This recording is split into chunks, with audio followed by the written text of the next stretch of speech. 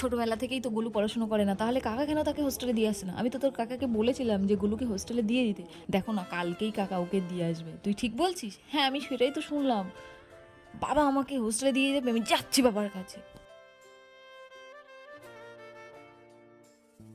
গোলুর ব্যাগে এই খাবারগুলো দিয়ে দিই, না হলে ছোট্ট ছেলেটি যে কি খাবে সেটাই ভাবছি। গোলু তো খুবই ভালো, কিন্তু পড়াশুনো না করলে তো ওকে হোস্টেলে দিয়েই দিতে হবে, তাই না?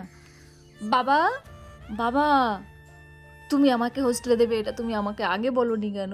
আমার হোস্টেলে যেতে একটু ভালো লাগে না। তুমি আমার ব্যাগ দিয়ে দাও, আমি যাব না।